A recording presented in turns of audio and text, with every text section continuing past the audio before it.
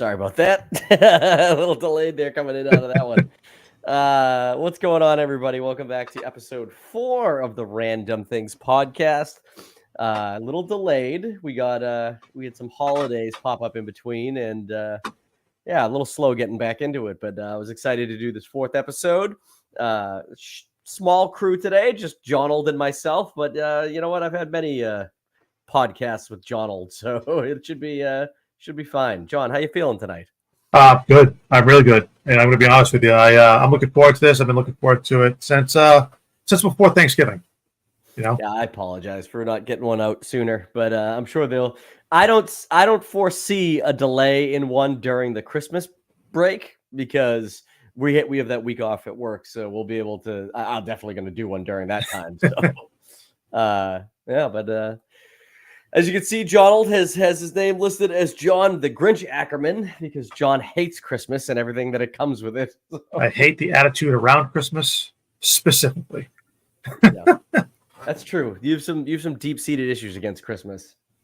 I do. A question for another time, maybe another podcast. Be more than happy to go ahead and get into that one for sure.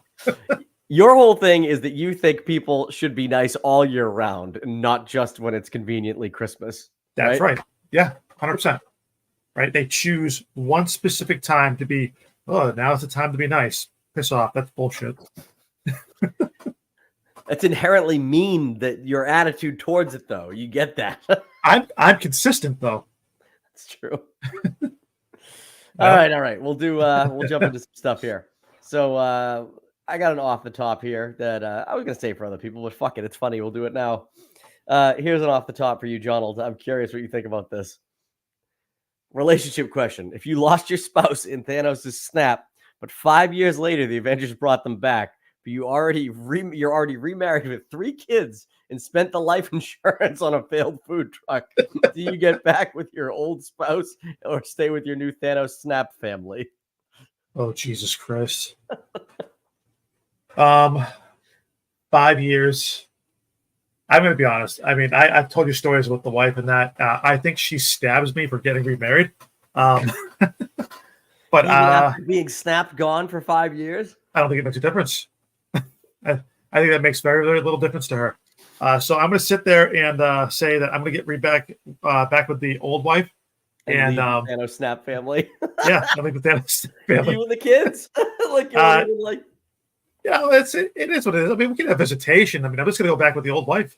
Yeah. I mean, I'll be honest with you. Like 5 years, I mean, I think I've had a conversation with you a number of times. I don't know if anybody's going to sit there and put up with my shit. Except for the old wife. So you think there wouldn't even be a Thanos snap family? Yeah, I don't foresee one. No, you'll have to get rid of the Thanos snap family altogether. Like you'll have to murder them, and then when people ask, be like, "Oh, it was fucking Thanos, man. He snapped again." But they're not dust. They're fucking bloodied and butchered in your basement. You can always burn them. He burned them. What about you? Snap. Let's see. If I had the Thanos snap family thing, I feel like my new 5-year wife and the failed food truck, she probably would already want to have divorced me at that point. And I'd be dealing with a lot of baggage, from the old family and wife being snapped out. So I think I would obviously be there for the kids, but I would probably want to be like getting back with my original family. But I would try my best to bridge the family gaps. Although I think the new Thanos snap wife would ultimately not want anything to do with me once I've made that decision. So, sure. What would the food truck be? My food truck? Oh yeah. If I was going to make a food truck, I would do a burrito and a taco food truck. But the twist would be that I would do Asian-inspired flavors mixed in with it. So it would be like an Asian taco or like an Asian burrito. Sure. Like a sesame chicken burrito or like Kung Pao chicken taco or something like that. That'd be fucking awesome. Mongolian beef tacos, like that just sounds I don't know how you failed, but you did. Yeah, I went under. There was nobody to sell to. Everybody snapped. Hot dog truck wouldn't even be hot dog truck would be my thing. Fuck. That seems like a waste of a food truck because there's already hot dog vendor carts. So now you're just like Truck, so you can get like the Coney Island footlongs all the time, right? And you go heavy on the toppings on everything. You want sauerkraut, I got you. You want whatever you want. I mean, you can go ahead and taco seasoning dog. You've named one topic and you've already had one done. It's Don't been a get long greedy dream here. of mine. It's been One a long topic. dream of mine to go ahead and open a hot dog stand in the worst way. It is? Yeah. I don't even like hot dogs enough to like. Have you gone up to like a street vendor hot dog salesman and gotten a hot dog before? Yeah. I probably did it once. I think I did it once outside of Fenway. We do it down at the Haverhill Stadium all the time. This lady that's down there has fantastic chili cheese dogs. Really? Yeah. That's interesting. I'm not a hot dog dude. Like I've been to Disney so many times with my family and my kids and shit. But like, there's a place there called Casey's Corner where you can get like authentic hot dogs or whatever. I just never fucking feel like a hot dog. It's just a hot dog to me is something that if I'm grilling burgers or steak or something, or having a barbecue, I'll have hot dogs there too. But that's like the while I'm grilling food that I will eat. It's like the pre-food. No, I hear you. Like I do chili cheese dogs on the regular when it comes down to that, and that's what I really enjoy. Like they have another like a fancy hot dog place that's downtown Haverhill. Place is absolute dog shit. If I'm being honest, right? But those street vendors, they know where it's at. Like the street vendors that are down by Fenway that do in that, those guys they put together the best chili cheese dogs. I mean, it could be made out of fucking rats for all I know. It's delicious though. So you just need some street meat. Is Yeah. what you're saying. Yeah, it's pretty much what it is, man. It's an incredible. I don't know if you've ever seen. Have you ever seen Brooklyn Nine-Nine with? Yes. Okay, there's an incredible scene where Captain Holt is on a stakeout with I can't remember the female lead's name, but he's on a stakeout with her. And she's like, "Oh, we're gonna do a stakeout. We're gonna get some street meat." And like he's sitting there and he's like, "Street meat." He goes, "I can't say that in 30 years being a police officer I've ever had street meat." And then he goes and gets this like it's like a gyro or something like that. And he's eating it. He's had like half of it. He goes, "It's delicious. I totally regret eating it already, but it's delicious." And then like halfway through, he's like, "Oh no!" He's like, "My stomach." The street meat has turned, and like he literally is like running through the street to find a bathroom, and like, oh my god, it's so fucking funny. Yeah, that is a possibility every time. Is that it'll hit you in the stomach so hard you're like, I gotta go.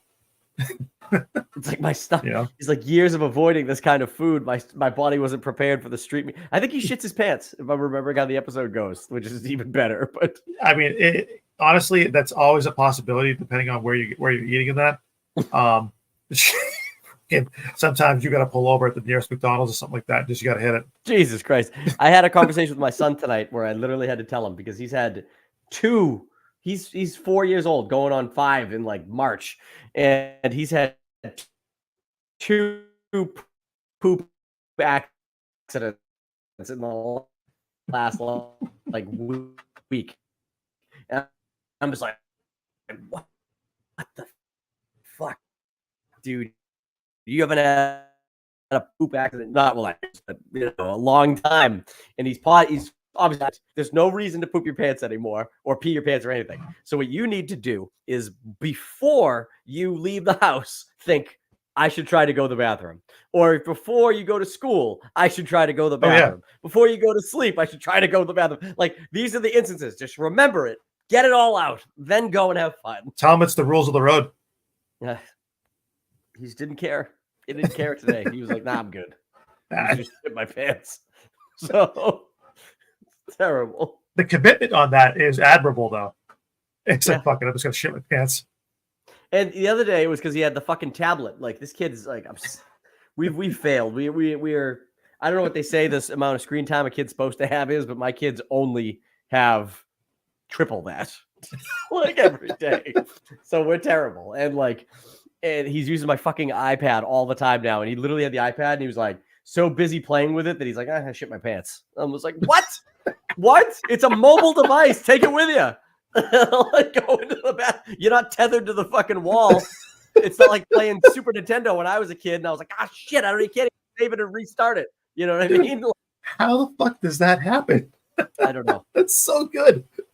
I don't know, but he just did it. He didn't care. So my wife and I need to find some kind of an intervention for that kid. We just need to go like no screen time. But that's the problem is that's a lot of pressure on us to deliver as like playing parents. And I'm just like, maybe I got an hour in me. I don't know if I got a full weekend without the fucking screens.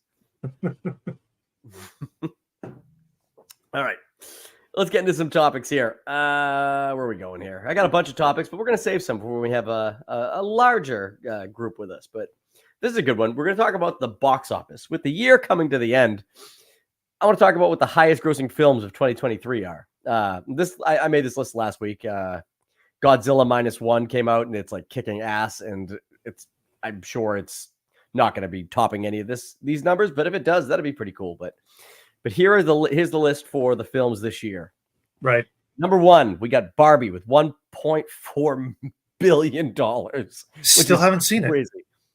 I bought it on Black Friday for 50% off on Amazon Prime Video. Mm-hmm. My wife has seen it already. She saw it in theaters. I haven't seen it. She wanted to watch it on the edge. I don't think I even told her that we own it now, which she'll probably be like, how come you're doing a fucking podcast and you're not watching this? But we own Barbie, so I'm going to check that out soon. Yeah, I haven't seen it. I think my wife wants to see it, so she probably forced me to it. From what I hear, it's supposed to be very funny, but and Margot Robbie's obviously very easy on the eyes. So Super Mario Brothers movie, 1.36. I think it's on Amazon now, or no, it's Netflix. Yes, on Netflix. That's where it's at. Did you see it? Not yet. No, I still gotta see it. That one's good. That's really good. It's like it's a simple story, nothing crazy, but it's very fun. And like I said, I had a lot as someone who grew up playing Mario, still plays Mario with my kids. Yep.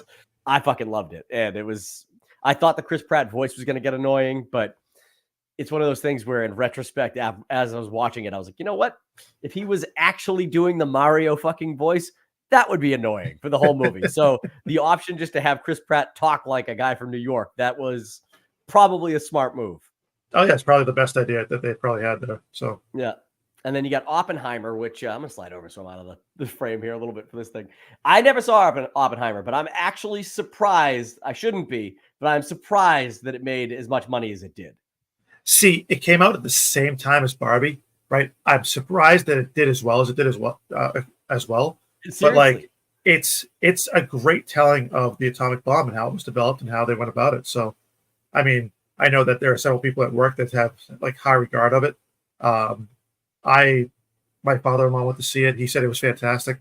I've caught just a couple, maybe the first 45 minutes of it so far. And so I think it's really great. Really nothing, yeah. John. It's like a 3.5 hour movie, isn't it? I know. I think it's great so far. So great cast, and obviously Christopher Nolan. He's a great filmmaker. He makes tons of good movies. But I just am surprised. I know he's got a few movies that have crossed $1 billion or right around there, anyways. Obviously, Batman, The Dark Knight Rises. What's the fucking one with the people going through the dreams? I can't think of now. Inception. Yeah. Yes. Yeah. That one crossed $1 billion too. But his Dunkirk, his historical ones, I don't think have made this much money. But like $950 million for Oppenheimer is pretty goddamn good for a 3.5 hour movie. Between Cillian Murphy and Matt Damon, I think they did. Like I said, I think they did a great job. I think it was solid across the board. So. 4 surprised me too, because Guardians 3, I thought for sure something would have come up and like kind of knocked this down a bit, but it was awesome. And it's really the best superhero movie of the year. Well, maybe not the best, but considering there's been superhero fatigue and shit, like Guardians did great. I thought it was a good story, way to close out the Guardians. James Gunn's farewell to the DCU, to the MCU. I thought it was awesome. So I like that one. Fast X coming in at 5. It's funny to me because I thought the rest of these movies kind of all bombed at the box office, but a lot of them kind of like held on and brought some more money in. Like Fast X making $700 million is pretty good, because I think at one point when it was like getting ready to peter out of theaters, it hadn't made that much money. So that must be a lot of overseas, man. It's got to be a lot of overseas. I think it has to be. But I saw Fast X. I loved it. I thought mean, those movies are so over the top. And Jason Momoa, he adds another layer to these movies where it's like finally a villain who feels as goofy as these movies are. You know, like I told you, man, I haven't seen one since Fast Five, Mhm. right? And you guys talk about them, and the physics and everything else in it just goes straight out the window.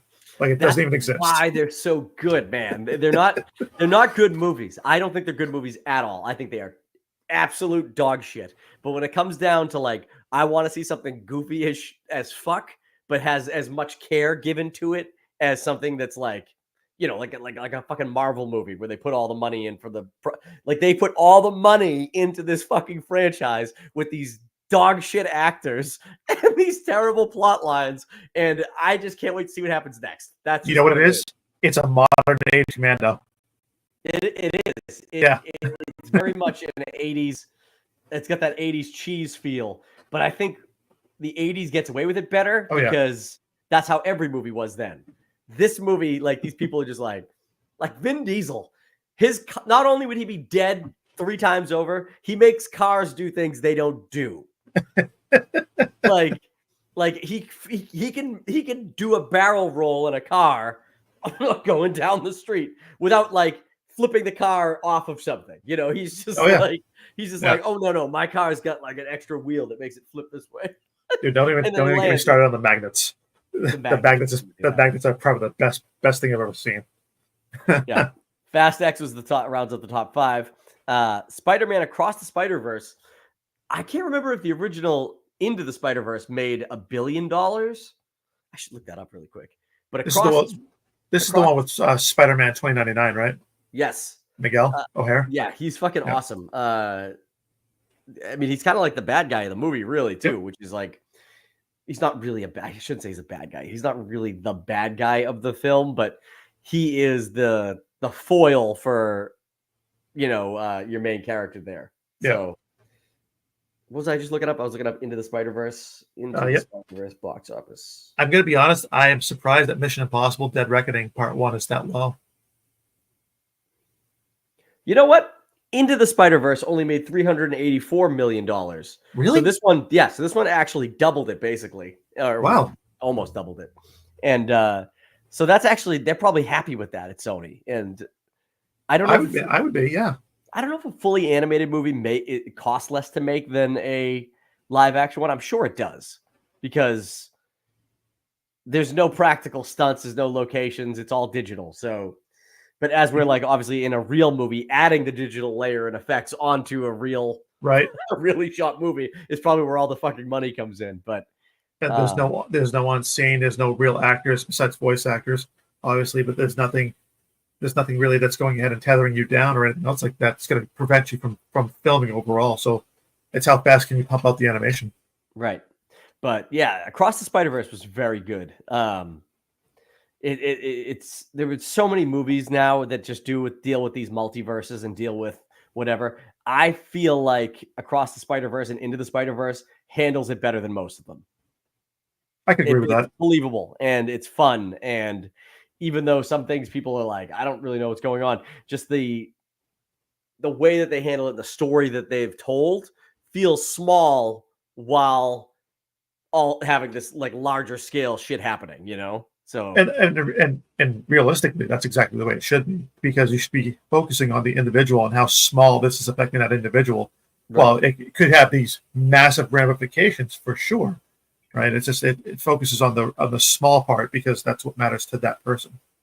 And there's a line in Into the Across the Spider-Verse where they call these things that must happen in the life of Spider-Man canon events. Yep. And I'm like, that's fucking cool to take like nerd talk, like, oh, that's not canon, and like write it into the actual plot line and make it something that's like so tangible that Spider-Man's like, these have to happen in in his life in order for, the story to unfold for that Spider-Man, I think that's really cool. It's interesting. I watch Doctor Who with the wife and that, and Doctor Who refers to it as fixed points in times. So like it's things that have to happen, they cannot change. So like Van Gogh dying or painting Starry Night or something like that. They're very fixed points sometimes, and it's fantastic. I really enjoy that. Duggan, who I thought would have been watching the Patriots, so I didn't ask him to jump in on this on this stream. I wish I did now because he's fucking getting all these things on us. He says, I'll just show him. He goes, I watched Super Mario Brothers last night. It was way better than Barbie. Shake my head.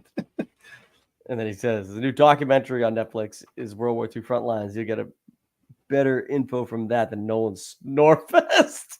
Oh, jeez. And then he's got Spider-Man was the best superhero movie of the year. So he loved that one. Fast X made all their money from the family discount. And then he's talking. There you go. This is what we kept talking. We were talking about the unbelievable stunts and shit. He goes, yeah. What do you mean The Rock can't palm a missile and throw it around? It's totally plausible. And then his final comment on that is, remember when they actually raced their cars instead of flying them in space? You mean like when they were just robbing trucks? Yeah, no. Like, he's not wrong. He's not wrong. All right. Insanity. Where do we leave off? So Little Mermaid was next. I never saw this. My wife and daughter went and saw it, and they liked it.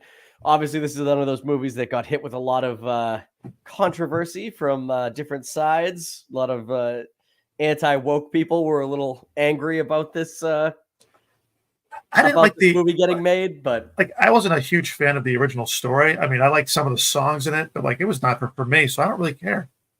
Yeah, Little Mermaid. I think the problem with Disney, honestly, is this. Because I know everybody thinks that Disney just sucks now or whatever, but I don't. I still fucking love Disney. But I think that Disney should stop doing live action reboots of their like successful movies, their classic movies. Take some of the ones you did that weren't that great through the years and do those stories live action. You know like what I mean? Planet. Yeah, like that piece of shit. Treasure Planet, Atlantis.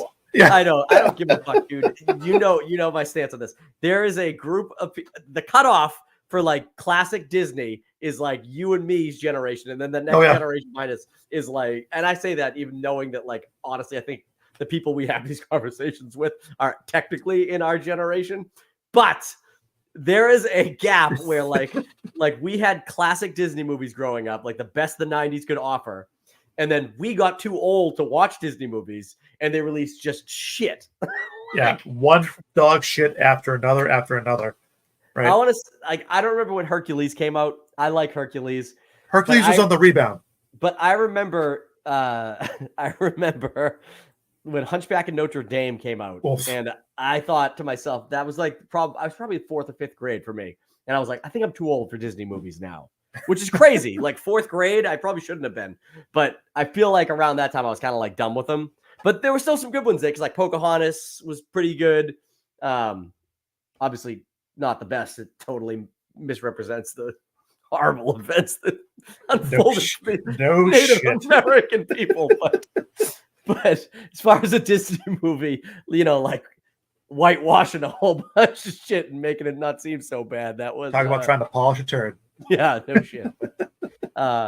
Yeah, but there was just a lot of trash Disney movies that came out after like when I was done watching Disney movies before I got back into them. And then obviously the Pixar like heyday of like the mid 2000s, you know, where every fucking thing was a hit for like 15 years. Oh yeah, crushed. So yeah, there's I think that gap in the middle there where they had these like shit movies. Those are the ones you should go back to and like, yeah, maybe we do live action Treasure Planet. Maybe we do absolutely.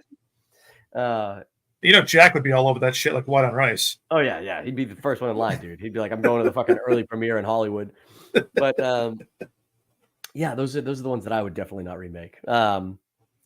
But Mission Impossible: Dead Reckoning Part 1. I saw this movie with my father-in-law, and I don't know when the last time he saw a Mission Impossible movie was, but he was like, I don't really need to see the other ones to watch this. I'm like, probably not.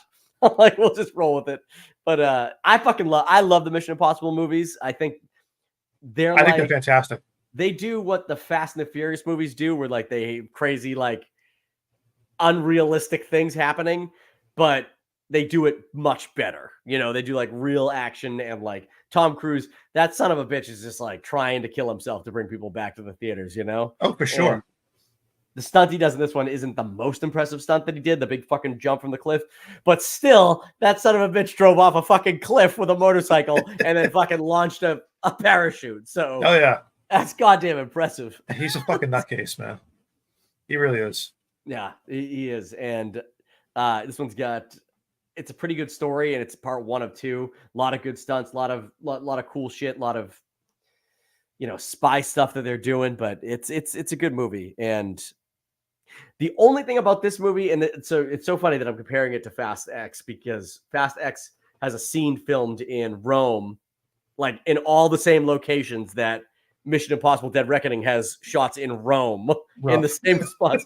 But one thing that I think about this movie is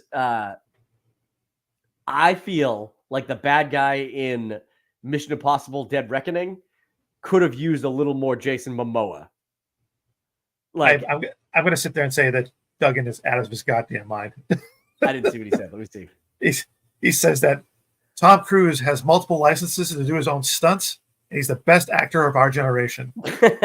Instead of making live action remakes, what about those TV Disney classics? Brink, Johnny Tsunami. Yeah. Hell yeah.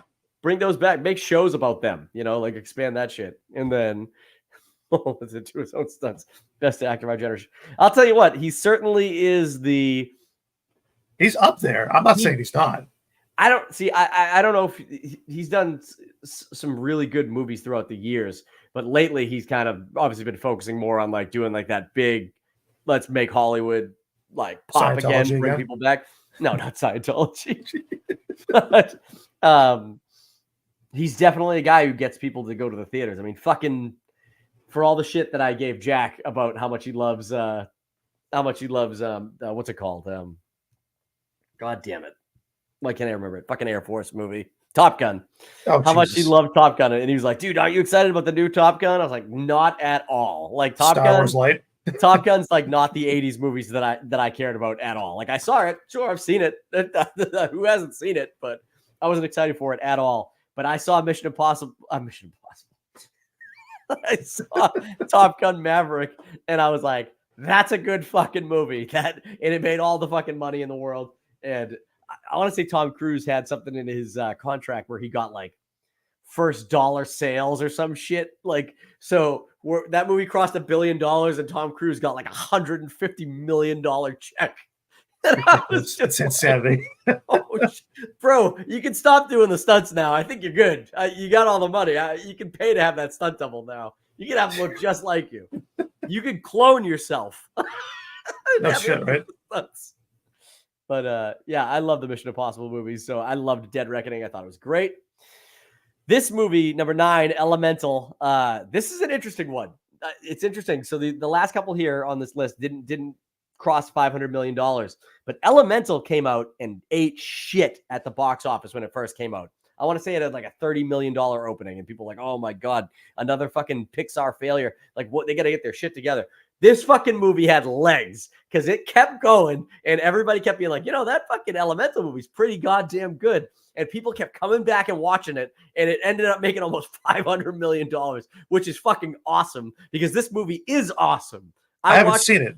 Oh, I watched it with my kids, and it's like, it's sad, and it's like kind of like a nice, like beautiful story of like, you know, opposites attracting and like meeting, and like they have no business being together, and like the father's got prejudices against the fucking water dude because he hates fucking water people.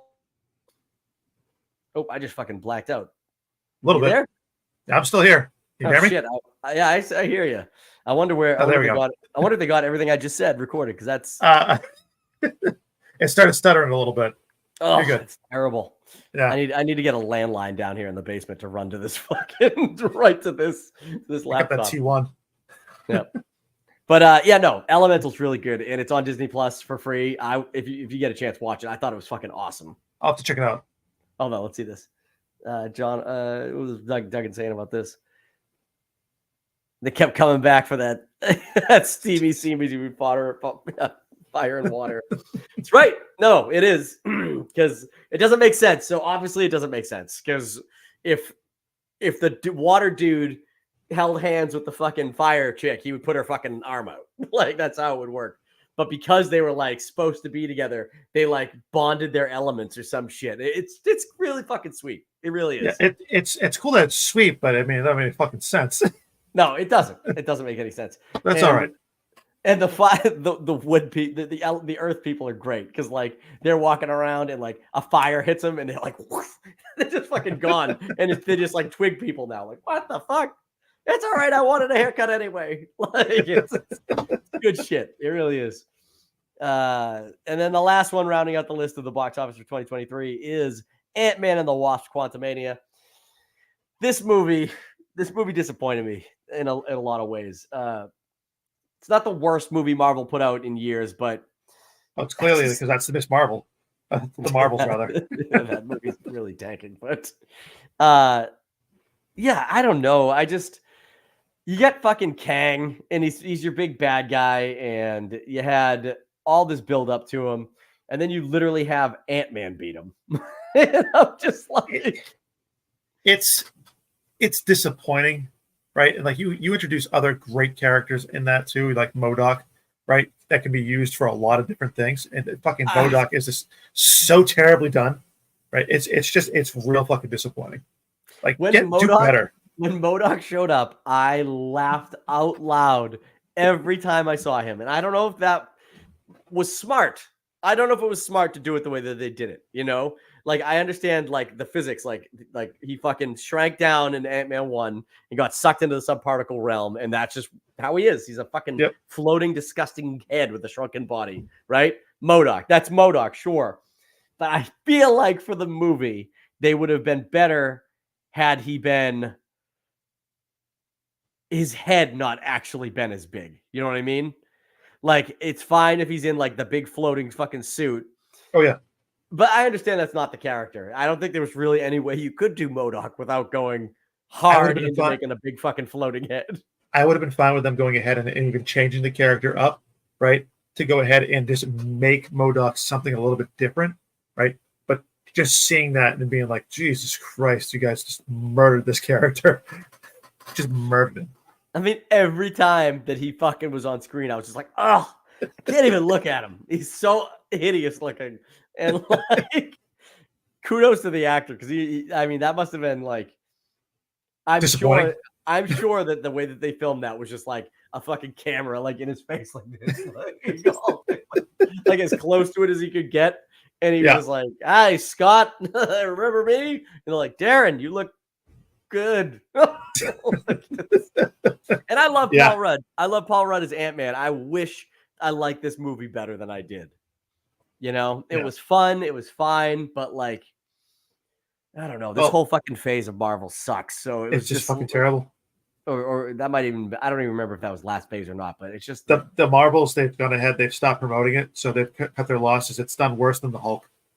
Right. I think it's at like 197 million. They're like, fuck it, it's a loss. And I'm like, oh, good. Congratulations. It's a weird year for superhero movies, man. It really is. Like, you had Guardians make money, which is good. Mm-hmm. You had Into the Spider-Verse make some money, which is good. But fucking, I mean, Flash sucked. I thought Flash was going to make a ton of money. Michael Keaton, you know, I understand Ezra Miller, like, was not, you couldn't really promote with Ezra Miller as your lead. I understand the universe is dying and like it's the end of it. So who's going to go and see it? But right. I don't know, man. It's a disappointing year for superhero movies. I just hope they can bounce back because next year, all you have is Deadpool 3, which is going to be good. The next year after that, you have Batman 2, The Batman 2, and you have Superman Legacy, which I think both of those will do well. I really hope Superman Legacy does well. That would be a bummer if the fucking DCU, under the control of James Gunn, doesn't fucking take off. But well, you know, all those Snyder fans are going to go and tank that fucking movie. They're going to get shit reviews on it. You know they are. I fucking hate the Snyder It's fans. it's all because it's only because you keep going ahead and arguing them online. I know I shouldn't engage with people on Facebook. I should know better in 2023 not to fight with fucking assholes, but I just can't. It's my Achilles fucking heel, bro. I see people fucking being like, "Oh, new dude looks just like Henry Cavill. Why didn't they just bring back Henry Cavill?" And I'm just like, because the Henry Cavill looks like Superman. The new dude looks like Superman. That's all it is. like, what do you want? You want him to fucking cast fucking Steve Buscemi to play fucking Superman? Oof, rough. It's just no, crazy. but I mean, you got a point, man. You got a point. Like I said, I'm all down for good superhero movies. You know, so I'm hoping they go ahead and they bounce back just in general. Yeah. Yep. Let's see. What is Duggan saying now? Thankfully, I think the MCU is going to be saved with the next wave. Deadpool will resurrect and treat for the franchise, leading up to Secret Wars. I also hear the rumor that Tony Stark's back. I don't know about Tony Stark coming back, Doug's, but I mean, you had a great send off. As much as the box office needs him back, I don't know that. I don't know. I mean, you have the possibilities of it going ahead and being reinvigorated with the after credit scene from the Marvels, right?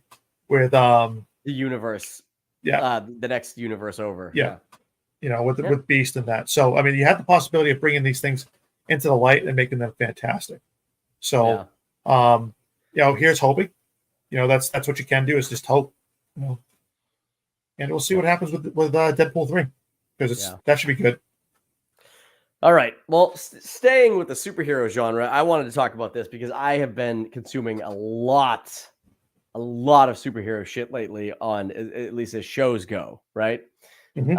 And I have to ask, is Prime Video the best streamer for superhero content?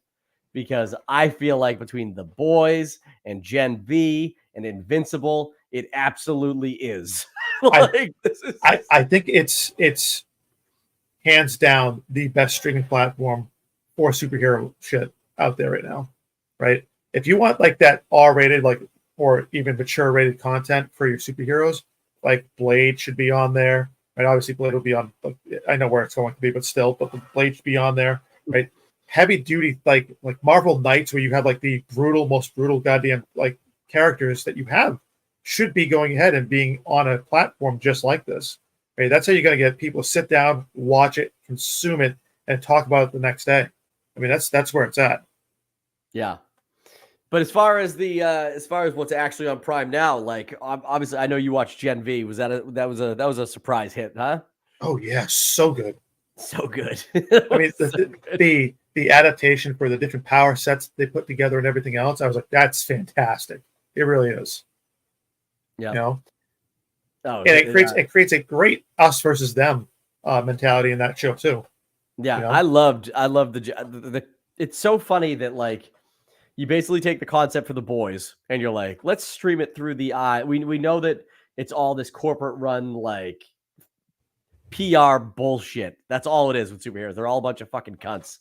And like, this is just like Billy Butcher would say. Oh yeah, absolutely. But like, to take that same concept and just be like, all right, do it at a college level. And I'm just like, yeah, that's exactly how college would be in this world for The Boys. I mean, we just got to look at it like this. So like, you go ahead, you look at people like LeBron James, Michael Jordan. These people were being scouted and recruited out of fucking high school. You know what I mean? Mm-hmm. And how would you go ahead and get your superheroes then? You do the same fucking thing. You you take Macaulay Culkin when he was just in Home Alone and make him into the biggest cunt of all time. Right? He just got it. He just got he finally got a walk on the Hollywood Walk of Fame. So, or a star on the Hollywood. I heard you have to pay for that yourself. Yeah. It's like $25,000. It's ridiculous. Or something like that. Yeah. Yeah. It's ridiculous. It's ridiculous that I don't have one. Yeah. Duggan brings up a good point. This is really funny because it just fits right into why Prime's so good. But Reacher and Jack Ryan too, they aren't even superheroes. I would argue that Reacher is a superhero. And if the trailer for Reacher season 2 is any proof, the dude fucking kicks the front of a car and deploys an airbag to hit somebody in the face. I mean, but he is like a 250-pound brick shithouse. Oh my God. There's like, He's in Fast X. He's in Fast X as Yep. one of the new characters, and he's just as big in that. It's on screen. I'm just like, how are you supposed to be the person that like fights Vin Diesel? Like, out of shape, fat, fucking bald Vin Diesel, 55 years old, is going up against fucking this dude, Reacher. Give me a fucking break. No fucking way. Like even John Cena in the last one. Like, no, John Cena would kick the shit out of you. And so wouldn't this guy, and so wouldn't The Rock. And like, oh, it's so goddamn funny. There's no chance. Yeah, he's just fucking massive. He's even like, and again, I know that you and I have seen the trailer, and anybody who's watching, I recommend you see the trailer just in general. Like, he is bigger than he was in the first season, right? And he was huge in the first one. Fucking out of his mind, How do you find clothes that fit when you're like that, Jack? You don't. You Like, stretch out the ones you have. That dude is so tall and so jacked that he's probably like at least in a what 2X? 2X? Gotta be. But even a 2X, that's too wavy on the midsection to fit a man of his physique.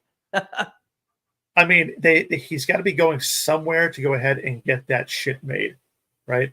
Like, he's got to be going to like Chuck Norris's Action Jeans company. I need you to make me custom shirts. All right. It's like the chest and the arms need to be fucking huge. And the midsection could be like, yeah, maybe an XL. Can you make me an XL midsection with a double XL arm and chest? You remember in Captain America where Chris Evans grabs a hold of the helicopter, right? And he sits there and he's stretching out. He's got a shirt on that's like 2 sizes too fucking small for him. Right? Yeah. Alan doesn't have that issue whatsoever. He's just like, this is just a shirt that I just yoked his fuck in. he's definitely on the juice. He's got to be. Yeah. Chris Evans did get pretty fucking jacked for Captain America, though. For sure, but he was within the realm of being like a person. You sit there, you go, no, okay, yeah, that makes sense.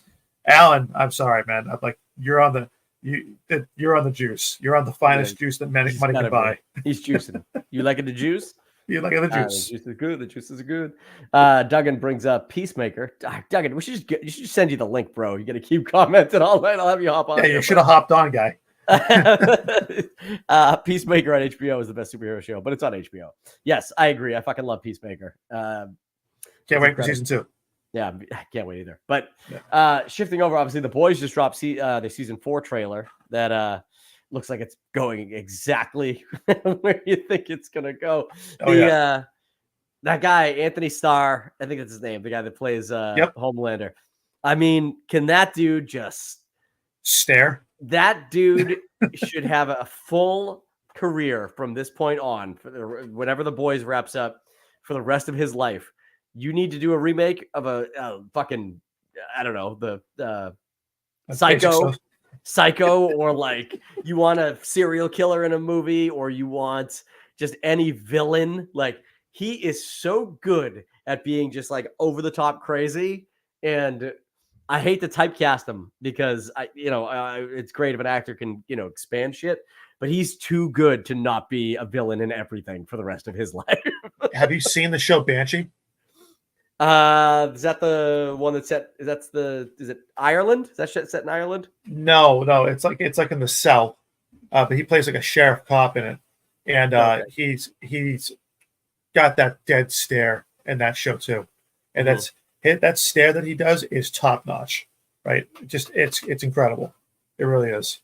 He's so good. He's so fucking good.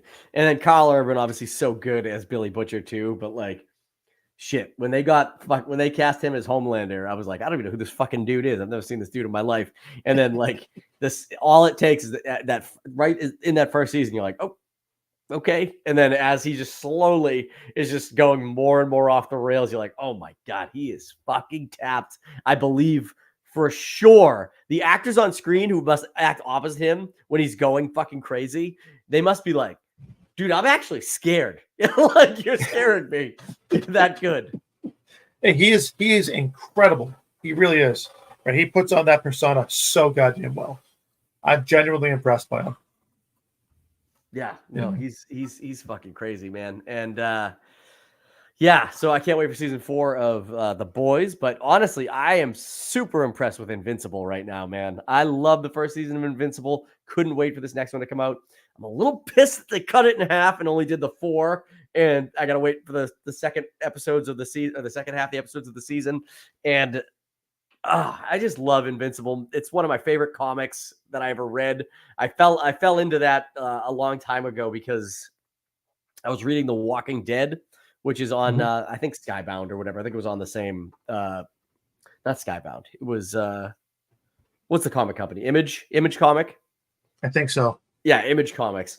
And I was reading The Walking Dead back when The Walking Dead was out. I had all those books. And on the back of one of the issues I had, it was like, you should check out Robert Kirkman's other book, Invincible.